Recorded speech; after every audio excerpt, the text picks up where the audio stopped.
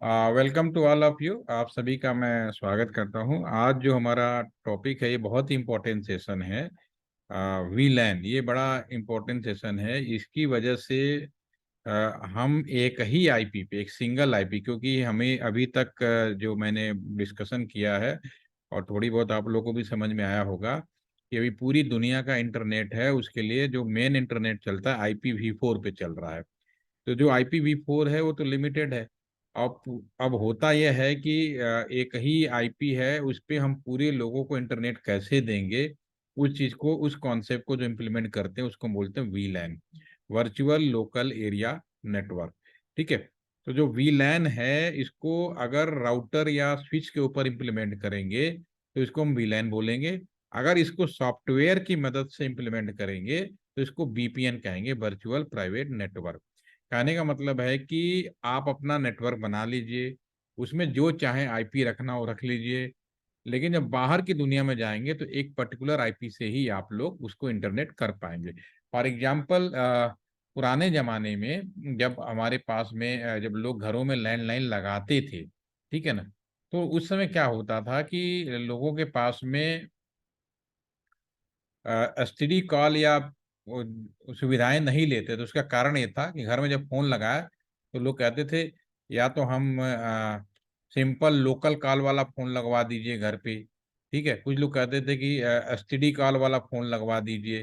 ठीक है। अब अपने पेरेंट्स से पूछेंगे तो बिल्कुल सबके घरों में पूछते घर पे फोन है, कहते हैं हाँ है, कौन सा सुविधाएं हैं।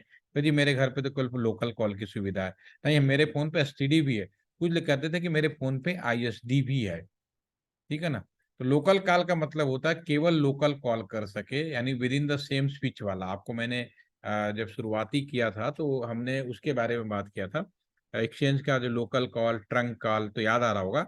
तो लोकल कॉल मतलब सेम स्विच में हो गया, स्विच बदलते ही ट्रंक कॉल हो जाता है, एसटीडी सब्सक्राइबर। तो ये पहले था। फिर बाद में पैसों को ध्यान में रखते हुए कि भाई गाजियाबाद में ही हो तो गाजियाबाद से ही स्विच बदल रहे हो तो एसटीडी कार्ड लगा रहे हो, तो फिर 50 किलोमीटर, फिर 200 किलोमीटर। अब ऑल इंडिया कहीं बात कर लो एक ही रेट में बात होता है। ये सब चीजें फाइनेंशियली मैनर में बदला गया, लेकिन टेक्निकली मैनर में अभी भी उसी तरह से डिजाइन है जैसा कि मैंने पहले डिस्कस कर चुका हूँ। ठीक है। तो पहले लोग जब घरों में फोन रखते थे तो कहते मेरे घर में केवल फोन रखने का, बात करें या ना करें, केवल फोन रखने का चार्ज देते थे। 500 रुपये रेंट लगता था, बात करना अलग बात होती थी किसी ने। ठीक है। और किसी ने फोन रखा और उस पर एसटीडी सुविधा ले लिया तो उसके जो महीने का जो चार्ज था, रेंट रेंट केवल 3,000 रुपए था। बात करना एक अलग बात है। देखिए फोन रखना कितनी बड़ी बात। और किसी ने गलती से आईएसडी ले लिया तो 3,000 रुपये तो महीने का किराया लगता था, प्लस सिक्योरिटी लगती थी 10,000 रुपए की, 10,000 रुपीज की। ठीक है। प्लस आपका पीवीआर भी लगाना पड़ता था, पुलिस वेरिफिकेशन रिपोर्ट। तो सोचिए पहले फोन रखना कितना कठिन काम था। स्टेटस सिंबल होता था कि भाई बंदे के पास में फोन लगा हुआ है। ठीक है। लेकिन इंसान बहुत होशियार था, पहले भी बहुत चालाक था और अब भी चालाक है। हालात और स्थितियां देखकर वो फैसला करता है, वो काम करता है। ठीक है ना। तो उसने क्या किया कि उसने फैसला किया, अगर मान लो कोई ऐसा है, किसी ने फोन ले लिया, लोकल कॉल ले लिया। ठीक है। अब उसको एसटीडी कॉल करना है। मान लीजिए कि दिशा आप हैं कानपुर में, ठीक है ना। जैसे मान लीजिए आप कानपुर में हैं और राज्य लक्ष्मी हमारे गाजियाबाद में है, ठीक है ना। ठीक है। अब ये तो लोकल तो हो नहीं सकता, एक गाजियाबाद में है और एक कानपुर में है।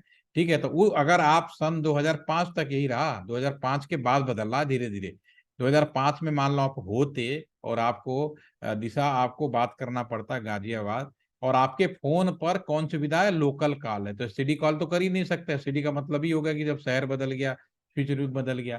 तो इंसान उस समय आप क्या करते, उस टाइम पे लोग क्या करते थे, घर में लोकल फोन लगवाते थे और एसटीडी कॉल करना होता था तो लोग बुद्धि लगाते थे। क्या बुद्धि लगाते थे, पहले पीसीओ वाले बहुत होते, एसटीडी पीसीओ वाले। तो आप यहाँ से फोन करते थे और एक एसटीडी पीसीओ वाले के पास नंबर मिलाते, जो घर के जान पहचान का होता था। और एसटीडी पीसीओ वालों के पास में कई फोन होते थे, या एक्सचेंज में भी कर सकते थे, दोनों जगह, लेकिन ज्यादातर लोग एसटीडी पीसीओ वाले। और एसटीडी पीसीओ वाले को कहते थे कि मुझे राज्य लक्ष्मी का नंबर देते और इसको नंबर मिलाना होता था। ठीक है। तो आप तो थे कानपुर में, आपके पास एसटीडी सुविधा है नहीं, तो आपने क्या किया, आपने उसको फोन किया जिसके पास एसटीडी पीसीओ वाला, पीसीओ वालों ने नंबर मिला दिया, ठीक है ना। तो ये आपने डायरेक्ट ना कॉल करके, तो ये और या इसी तरह से कॉल सेंटर भी है। कॉल सेंटर में भी क्या होता है कि डायरेक्ट कॉल ना होके बीच में इस तरह का एसटीडी पीसीओ बूथ जैसा होता था। तो जो अब गाजियाबाद में राजलक्ष्मी है, तो इनको अगर कभी इंक्वायरी करनी हो तो इनको कौन सा नंबर मिलेगा, इनके बारे में पता चलेगा इस नंबर से फोन आएगा, फिर ये एसटीडी पीसीओ वाला बताएगा कि हमारा ये जो भी है इस नंबर से फोन आया था। तो इस जो मैकेनिज्म है इसको बोलते हैं डायनामिक। ये डायनेमिक कॉल करते थे हम लोग, स्टैटिकल। अगर अगर दिशा के पास में खुद ही आपके पास में एसटीडी सुविधा होती तो इसकी जरूरत ही नहीं पड़ती।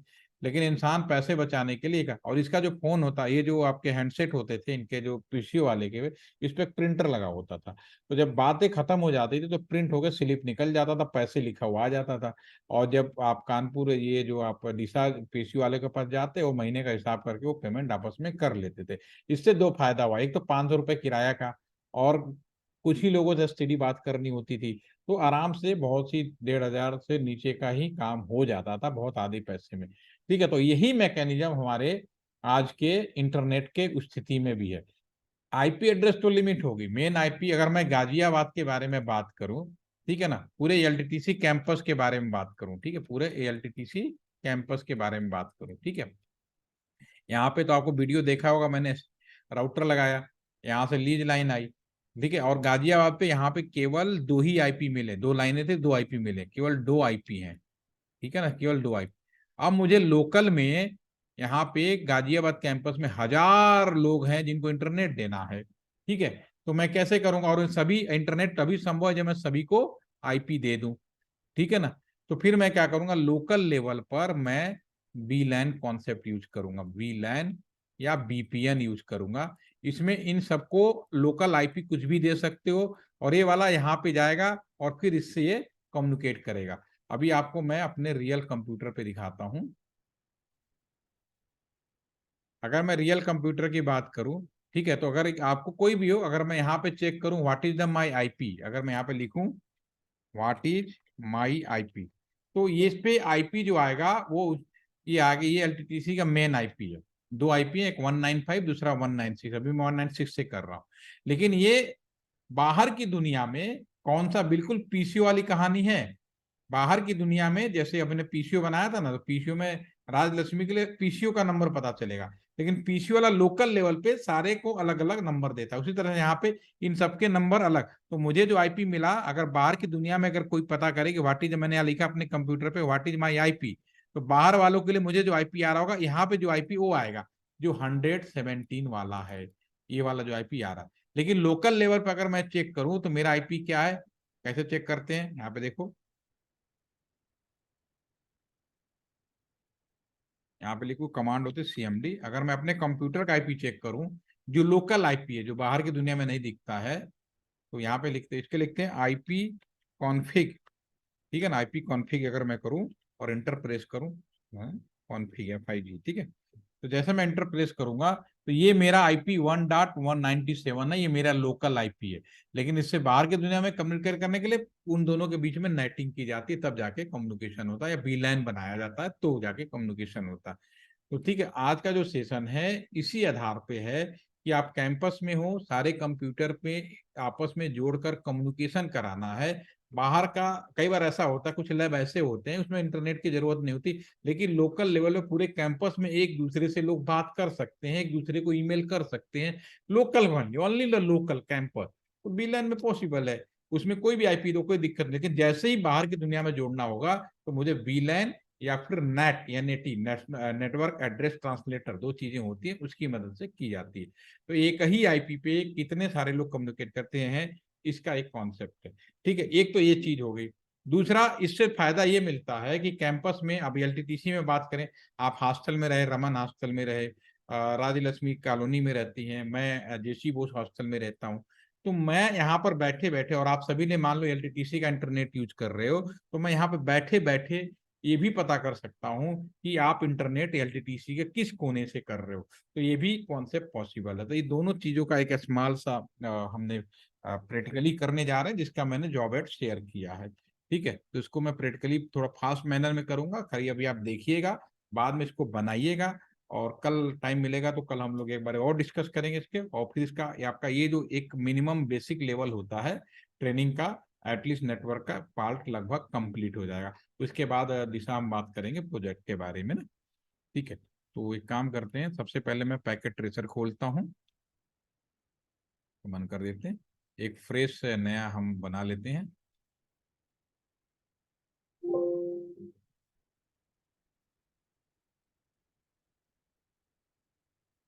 एक हम फ्रेश यहाँ पे राउटर लेंगे और बनाएंगे, बिल्कुल वही भी बनाते हैं। आपको अपने कैंपस के अंदर लोगों को इंटरनेट देना है, अभी बाहर की दुनिया से कोई लेना देना नहीं है, बाहर की दुनिया जोड़ेंगे, अलग कॉन्सेप्ट होगा जब वीलैन आईवीआर बनाएंगे। तो सबसे पहले अपने कैंपस में कोई भी इंटरनेट चलाना है तो एक राउटर की जरूरत पड़ेगी। हमारे जो अभी पैकेट ट्रेसर है इसके अंदर जो राउटर कंफर्टेबल है 2811, ये मैं लिख देता हूँ, ये रूम नंबर 1205 ALTTC में लगा हुआ है, और मुझे यहाँ से कैंपस में इंटरनेट बांटना है। ठीक है, तो उसके जब इंटरनेट डिस्ट्रीब्यूट करना तो स्विच की जरूरत पड़ेगी, स्विच ले लेते हैं। ठीक है, कैंपस के अंदर कुछ लोग अलग अलग डिपार्टमेंट के हो सकते हैं, अलग अलग लोकेशन पे हो सकते हैं, तो मैं जॉब एड में 2 डिपार्टमेंट बनाया हुआ है, एक अकाउंट और सेल। तो मैं कुछ लोग को बांध लेता हूँ, कुछ लोग अकाउंट वाले हैं, बंदे हैं, ठीक है ना, कुछ अकाउंट वाले का मैं बना लेता हूँ, ये अकाउंट वाले मान लेते हैं। कुछ हैं जो सेल्स वाले, इन्हें 4 कंप्यूटर में सेल्स कंपनी का रख लेता हूँ अपने। कहने का मतलब ये कह सकते हो कि भाभा हॉस्टल का एक रमन हॉस्टल का, इस तरह से 2 मान सकते हैं। ठीक है, पहले अब हम प्लानिंग करेंगे। प्लानिंग वीलैन में क्या होता है, प्लानिंग करनी पड़ती है। पहले मैं अभी तक आपको मैंने जितना बताया उसमें मैंने बोला कहीं भी केबल लगाओ जोड़ दो, लेकिन अब हम वैसा नहीं करेंगे। अब हमें क्या करना है, हमें डिजाइन करना है। तो अब मैं वीलैन के लिए मैं यहाँ पे लिख रहा हूँ, जब मैं वीलैन करूंगा, ठीक है, तो सबसे पहली बात की दो अपन मतलब ओवरऑल देखा जाए, यहाँ पे अगर मैं बात करूं तो ओवरऑल राउटर का एक पोर्ट पूरा एक लाइन को रिप्रेजेंट करेगा, इसमें तो कोई डाउट नहीं है, मैंने बता दिया था पहले ही। ठीक है, राउटर का एक पोर्ट लाइन को रिप्रेजेंट करे, लेकिन अब इस लाइन के अंदर मैं एरिया अपने एरिया पे डिफाइन कर रहा हूँ कि भाई ये आपका HR डिपार्टमेंट हो जाए, ये हमारा जो है कंप्यूटर सेल्स डिपार्टमेंट के हो जाए, ऐसे जितने भी डिपार्टमेंट हैं, तो मैं छोटा छोटा मेन लाइन के अंदर छोटे छोटे अपने हिसाब से लाइन बना रहा हूं, तो ये वी लाइन कहलाएगा। वर्चुअल यानी लाइन के अंदर अपने इच्छा अनुसार लाइन बनाया, इसे V line, virtual local area network, इसीलिए इसका नाम रखा गया। ठीक है, तो मैं यहाँ पे जब वी लाइन बनाऊंगा तो मैं यहाँ पे डिस्कस कर लेता हूँ। तो एक मैं बना देता हूँ अकाउंट का, ठीक है, और अकाउंट को लिख देता हूँ वी लैन, कोई ना कोई आईडी लिखनी पड़ती है, 1 2 3 4 5 6 7 8।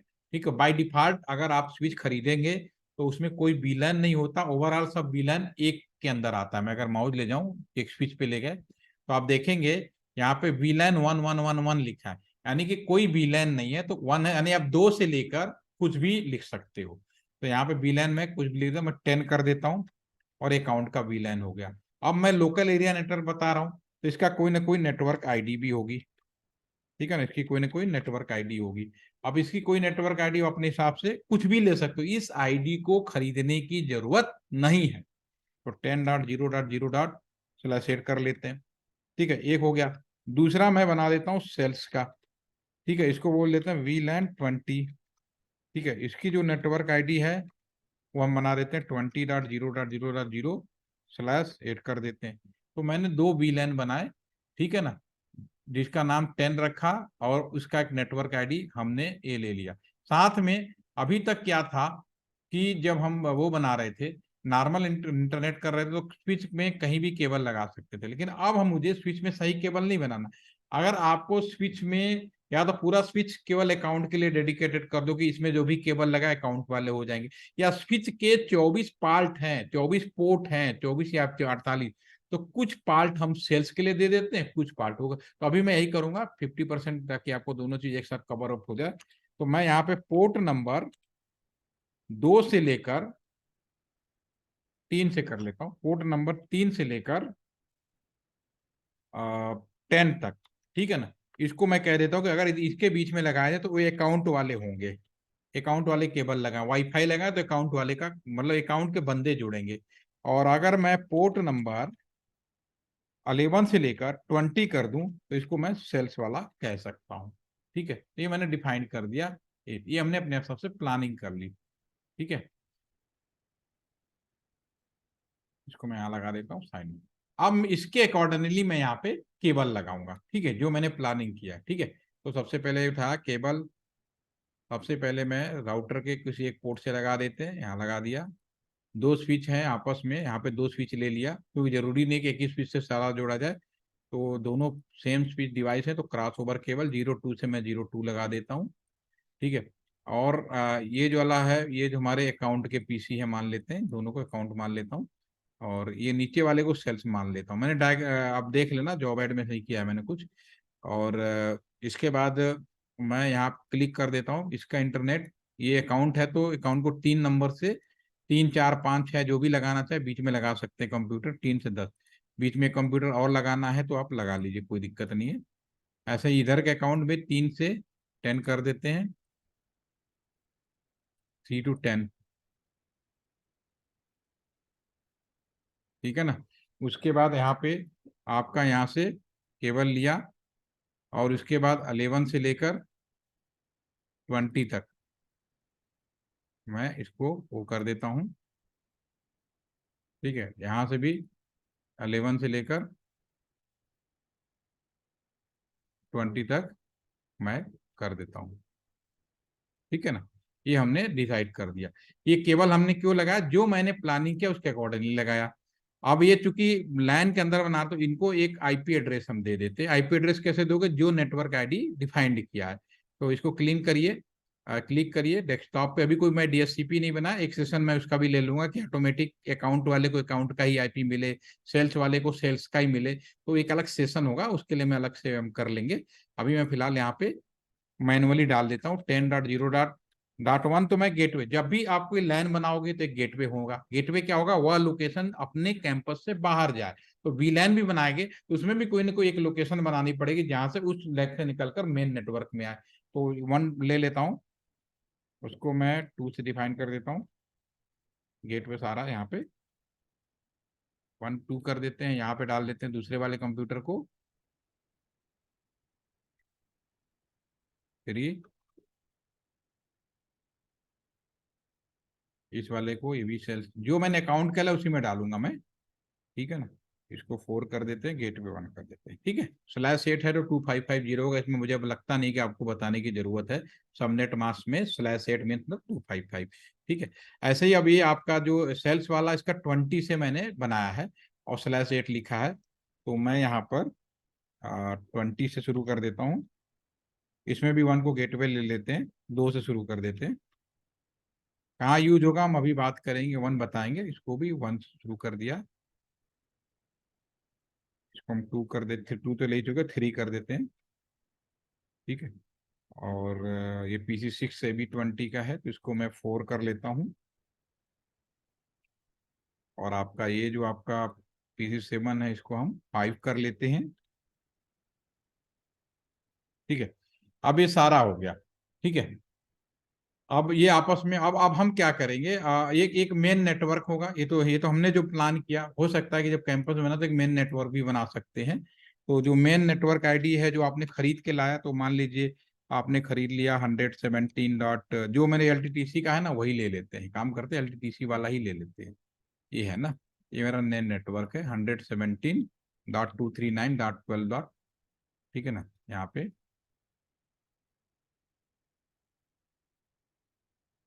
ठीक है। ये हमने नेटवर्क आईडी, इसका मेन नेटवर्क हम ले लेते हैं, ठीक है। और स्लैश भी लिख देते हैं, हमारा जो मेन नेटवर्क है उसका स्लैश है आपका 24, ठीक है ना। ये हमारा हो गया, ठीक है। इसके बाद हम बात करेंगे, आईपी दे दिया तो सबसे पहले तो मैं इस राउटर को जिंदा करते, राउटर का पावर बंद है तो CLI में जाएंगे, सबसे पहली बार काम करेंगे नो इनेबल, ये तो आपने कर चुके हो, कॉन्टी। और ये जो पोर्ट है FA01 INT FA0/1, इस पे जो हम आईपी ऐड है वो हम कर देते हैं, जो हमने प्लानिंग किया है 117.239.12.196 कर देते हैं। /24 लिखा है, 255.255.255.0। पावर सप्लाई ऑन कर देते हैं 69, ये काम आप कर चुके हैं।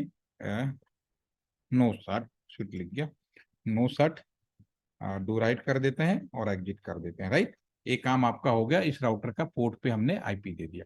अब हम आएंगे स्विच में। स्विच में आप करेंगे वीलैन कॉन्सेप्ट को इम्प्लीमेंट। वीलैन कॉन्सेप्ट में मैंने ये डिफाइंड किया हुआ है, पोर्ट नंबर 3 से लेकर 10 तक अकाउंट आना चाहिए, पोर्ट नंबर 11 से लेकर सेल्स आना चाहिए, और अकाउंट के लिए मैंने आईडी डिफाइंड किया 10 और सेल्स के लिए मैंने डिफाइंड किया 20। तो मैं यहाँ क्लिक करूंगा, करना बहुत आसान है। अब मैं राउटर, अब ये काम स्विच में कॉन्फ़िगर करके इस स्विच को वहां पे लगाते हैं, बाबा हॉस्टल हो या कैंपस के अंदर जहां भी लगाना हो, ठीक है। तो मैं इसको क्लिक करूंगा, इसमें भी कंसोल पोर्ट होता है, लैपटॉप लगाएंगे कंसोल पोर्ट में लगाएंगे, उसी तरह से कॉन्फ़िगर करना है जैसा कि आप राउटर करते हैं। CLI में गए, इनेबल कॉन्टी, ठीक है। अब इसमें वीलैन बनाना, अभी तो कोई वीलैन है नहीं, तो वीलैन चेक कैसे करते हैं, एक कमांड भी होती हुई मैं लगे हाथ बता देता हूँ। यहाँ पे वीलैन कहते हैं डू तो वीलैन, एक कमांड होती है, इंटर मारेंगे तो अभी हमारा जो है बाय डिफॉल्ट वीलैन एक ही है जिसका नाम डिफॉल्ट है, और सारे के सारे पोर्ट इसी के पास है, ठीक है। बाकी पोर्ट हमारा टेक्निकल पोर्ट है जो इनको सपोर्ट करता है, इसको अभी बहुत ज्यादा डीप में जाने की जरूरत नहीं है। जो भी हमने राउटर खरीदे हैं, जो भी हमने सिमुलेटर पर यूज किया, उसकी सारी कॉन्फ़िगरेशन है, लेकिन मेन जो हमारा ये है। अब हमें क्या करना है, जब नेक्स्ट टाइम डालूं तो मुझे यहाँ पर VLAN 10 भी दिखना चाहिए और उसका नाम अकाउंट भी दिखना चाहिए, VLAN 20 दिखना चाहिए, उसका नाम सेल्स दिखना चाहिए, और पोर्ट नंबर जो मैंने 3 से लेकर 10 तक अकाउंट के लिए किया है, अकाउंट में दिखना चाहिए, और 11 से लेकर 20 तक हमने सेल्स में किया है, उस सेल्स में दिखना चाहिए, राइट। तो कैसे करेंगे, सिंपली यहाँ फायर कर, बहुत आसान है, VLAN 10, इंटर मारा, आराम से बन गया, ठीक है। इसका नाम बदलना हो तो नेम अकाउंट लिख दीजिए और इंटर मार दीजिए, अकाउंट बन गया। डू राइट करें और बाहर आ जाएं, ठीक है ना, जस्ट 1 मिनट।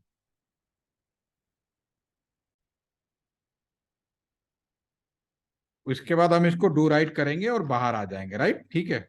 एग्जिट कर ले, सेम आप अगर आप यहाँ पे दोबारा से आप कमांड फायर करोगे ना इसी जगह पे, डू शो वीलैन, डू शो वीलैन, ठीक है। तो अभी आप देखना यहाँ पे अब ये 10 अकाउंट भी बन गया, लेकिन अभी इसमें ये चीज नहीं आई, तो उसे हम करके दिखाएंगे। तो अभी मैं एक और बिल बना दूं, VLAN 20, इसका नाम रख देते हैं सेल्स, नेम सेल्स, ठीक है ना। डू राइट करते हैं और एग्जिट कर देते हैं, तो ये भी दूसरा भी बन गया, ठीक है। इसके बाद मेरे पास में, ये कमांड लिखने में गलती हो गई, कोई इशू नहीं।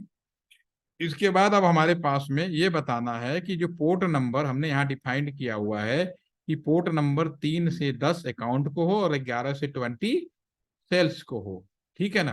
तो ये कैसे करेंगे, तो मैं यहाँ पे पहले नीचे आ जाते हैं भी है। तो इसके लिए मुझे क्या करना पड़ेगा, स्विच के उन सभी पोर्ट पर जाकर उस स्विच को इंस्ट्रक्शन देने हैं कि हे पोर्ट, तुम्हारा काम VLAN 10 है, VLAN 10 यानी तुम्हें अकाउंट वालों को जोड़ना है, अकाउंट वालों को जो प्रिविलेज दिया गया उस हिसाब से काम करना है, ठीक है। तो इसके लिए मैं, और इसमें अगर चूंकि 3 से लेकर 10 तक 8 पोर्ट हो गए, लगभग 7 पोर्ट हो गए, तो 7 पोर्ट को अगर एक एक को तो 7 बार कमांड करना पड़ेगा। तो इस 7 बार कमांड ना करना पड़े तो इसके लिए क्या करते हैं, इसके लिए INTFA 0/1 पर्टिकुलर कमांड के लिए होता है, तो इसको रेंज करके लिखते हैं। तो मैं इसको पहले एग्जिट कर देता हूं, उसके बाद अब मैं यहाँ पर INT रेंज लिखूंगा, और यहाँ पे लिखेंगे FA0/3 से लेकर 10 तक। अब एक ही बार में दसों में सेम कमांड मैं लिखूंगा, हे पोर्ट नंबर 3 से 10 तुम लोग, तुम्हारा जो है स्विच पोर्ट है एक्सेस करेगा, किसके लिए, switch port access, switch port access, sorry ये गैप नहीं होगा इसमें, स्विच पोर्ट में स्विच पोर्ट एक्सेस। इसके बाद आ जाते हैं VLAN, कौन सा VLAN, VLAN 10, और एंटर कर देते हैं। स्विच पोर्ट एक्सेस VLAN, के लिखने में गलती हुई है, स्विच पोर्ट एक्सेस VLAN 10, ठीक है ना। इसको दोबारा से कर लीजिएगा, ये कमांड है, और डू राइट कर देंगे और एग्जिट कर देंगे। जैसे मैं ये करूंगा आप दोबारा से स्विच के पास ले जाएं, मैंने ये बोला, अब देखिए यहाँ पे VLAN 10 आ गया 3 से 10 तक, ठीक है ना, जो जो मैंने कहा। और 3 नंबर पे हमने कंप्यूटर लगाया हुआ है और 10 नंबर पे लगाया, तो उनका लिंक अप आ रहा है, बाकी डाउन है। जब केपर लगाएंगे तो अपने आप। तो सेम मैनर में अब हम जाएंगे INTFA 0/11 से लेकर 20 तक। अब इसको लिए हम करेंगे INT रेंज, सॉरी यहाँ पे रेंज लिखना पड़ेगा, उसके बाद ही होगा, क्योंकि उसमें सिंपल लिखना होता है, इसमें रेंज लिखेंगे तब आ जाएगा। ठीक है, अब इसमें भी लिखेंगे स्विच पोर्ट एक्सेस VLAN 20 और डू राइट कर देंगे और एग्जिट कर देंगे। ठीक है ना। अब इसमें अगर एक कमांड होती है ना, डू शो VLAN, जैसे मैं मार करूंगा अब देखना ऑटोमेटिकली आ गया, ये 10 भी आ गया और 20 भी आ गया। क्लियर होगी ना ये। तो जो मैंने डिसाइड किया उस हिसाब से, बाकी जो नहीं किया वो हमारा ऊपर रह गया। अब इसमें एक चीज और इंपॉर्टेंट हो जाती है कि अब पहले बीलैन नहीं था, आपके कॉलेज है, कॉलेज में केवल एक ही गेट है बाहर निकलने का, तो कोई कंफ्यूजन नहीं है। लेकिन अब कॉलेज में कई एंट्री और एग्जिट गेट बना दिए जाए और हर गेट पे कंडीशन, उस गेट से ये वाला बाहर जाएगा, तो उस पर लिखना पड़ेगा, बताना पड़ेगा। तो जब VLAN 1 था सारे स्विच में, तो मुझे ये नहीं बताना पड़ता था कि कैंपस से कोई कंप्यूटर कहाँ से कहीं से भी हो, वो निकल कर सीधा निकल के पहुंच जाता था। लेकिन अब चूंकि मैंने भी VLAN बना दिया, इसका भी गेटवे होगा, इसका भी गेटवे होगा, और खुद VLAN 1 भी है, तो जब अलग हो जाएंगे तो मुझे अब ये डिफाइन करना पड़ेगा कि इसमें कौन सी लाइन है जो ट्रंक लाइन के लिए रिप्रेजेंट करेगा, यानी मेल लाइन। तो एक काम करेंगे, इसमें एक कमांड और फायर कर देते हैं, उनको बाहर कर देते हैं। अभी यहाँ पे माउस ले जाएंगे, तो अभी VLAN जो 1 है और 2 है वह वन वन को रिप्रेजेंट करना। लेकिन अब VLAN जो 1, यानी ये वाला जो रास्ता है FA 01, ये क्या ट्रंक लाइन हो गई, मतलब इस पे कोई कंप्यूटर नहीं जोड़ा जाना है, केवल स्विच और राउटर होंगे, तो इसको भी इस लाइन से निकालना पड़ेगा। तो मैं INT रेंज एक साथ रख देता हूँ, FA 0/1 से लेकर 2। अब इसका मोड बदल देता हूँ, स्विच पोर्ट मोड ट्रंक कर देता हूँ। ट्रंक का मतलब है कि हे स्विच, अब तुम्हारा इन लोगों से कोई लेना देना नहीं है। स्विच पोर्ट, अच्छा स्विच के स्पेलिंग गलत है, स्विच पोर्ट मोड ट्रंक, ठीक है ना फोन में, डू राइट। अब अगर माउस ले जाएंगे तो अब देख पाएंगे कि देखिए ये दोनों VLAN से भी गायब हो गए। ठीक है, अब हम पैकेट लेके भेज के देखते हैं, ये आपस में कम्युनिकेट करेगा, ये दोनों आपस में कम्युनिकेट करेंगे। ठीक है, लेकिन ये दोनों आपस में कम्युनिकेट नहीं करेंगे, दोनों का अलग ग्रुप हो गया है, ये अपना और ये अपना। ठीक है, क्योंकि फेल होंगे। ठीक है, तो इसको मैं अभी सेव कर लेता हूँ, इसका रिमेनिंग पार्ट हम लोग कल करेंगे। इतना पहले आप लोग बना लेंगे, बना लोगे दिशा आप? Yes sir. इसको पहले बना लेना, फिर इसको। और आपका एक काम और है, ये जो मैंने यहाँ किया ना VLAN वाला, कल आप लोग इसमें भी करके आएंगे, इसमें अभी नहीं किया, इसको स्पीच के अंदर भी जाएंगे, CLI में जाएंगे, वो सारे काम करेंगे, इसके भी सेम जो काम मैंने यहाँ किया है। तो आप इसके साथ ये भी करके आइएगा, मैं कल आपके सामने बनाऊंगा ताकि कोई कंफ्यूजन ना हो। तो मैं इसको भी सेव कर लेता हूँ। ठीक है, तो हम लोग कल मिलते हैं थोड़ी देर के लिए, फिर इसमें काम हो जाएगा, 15 से 20 मिनट में हो जाएगा। ठीक है ना। तो अभी के लिए इतना ही, थैंक यू। आज थैंक लक्ष्मी यू बना सर। लेना। Thank you sir.